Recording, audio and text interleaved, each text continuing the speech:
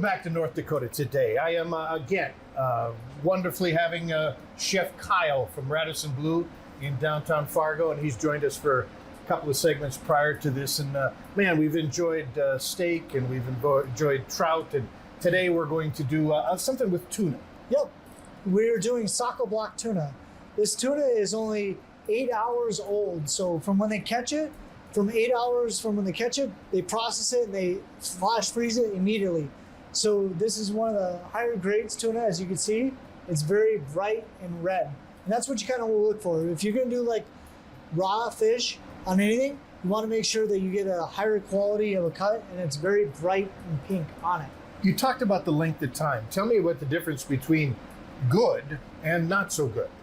So not so good, you'll also notice like the stuff they use in a can, that's like the scrap, the stuff that they don't want to use, that's not so good. This one here, you can see the stages of tuna. It'll go like this and then it'll get lighter pink as it goes. Okay. And then when you get to a light pink, you don't want to use that for anything that's raw because that could be actually potentially dangerous. That'd be something you would actually probably cook as a steak or something like that, and you'd fully cook it and you just give it like a nice sauce that would pair with it. In the nicer restaurants, the fancier restaurants, should we expect a good quality cut?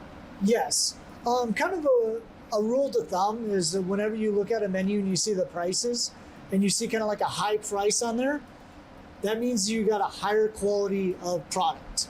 It's not that the restaurant's trying to make more money, it's that we're trying to give you a better product for your money. And is it bad to ask about how long have you had your tuna? Oh, no, absolutely not. Always ask questions. I have no problem going out to a table, speaking with guests. We have people that have gluten-free allergies all the time. I love going out and speaking to people about that. If anyone has any particular thing that they want on the menu, I introduced a steak to our menu. It's called the Hamilton steak. Okay. It's a 14-ounce bone-in filet mignon. And it was one of our guests, John Hamilton, here in town. He loves that cut of meat. So I brought it on the menu for him, and I named it after him. Very nice. What are we going to do here today? So what we're going to do is we're going to take the tuna here, and we're just going to like toss it into some of this it's Cajun seasoning. And what I'm trying to do is get it coated all the way around. Are there other seasonings that you would recommend? I know that you've selected this. Yes, sometimes I like to use like allspice or Chinese 5-spice or something like that. If I want to do like a nice dinner out of it, and I'll do like maybe a wasabi rice with it, with like a pairing of like a pickled cucumbers or something that gets the sweet and the spice, and then also the nice Chinese 5-spice with the tuna. All right, so we're doing Cajun on this one. We are. What else do we have?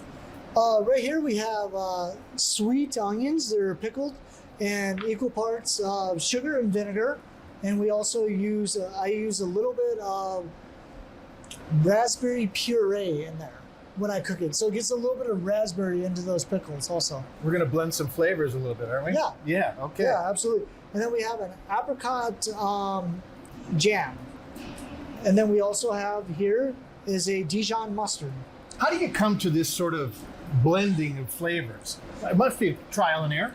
It is a lot of it, but a lot of times when they talk about chefs building their palate, we know what Dijon tastes like. We know what apricot jam tastes like. We know what the tuna tastes like. We know what Cajun seasoning tastes like.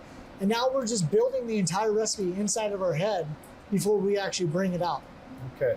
Let's start searing this, and we're going to take a break, but let's throw it on there. Yeah, absolutely. Show the folks that we're doing that. And while you're doing that, let me just say I gotta get that we are going, go ahead. Oh, I gotta get it hotter. Oh, got to get it hotter. Well, why don't we get it hotter, throw it on there, and we'll come back and reap the benefits of his efforts right here on North Dakota Today. Don't go away.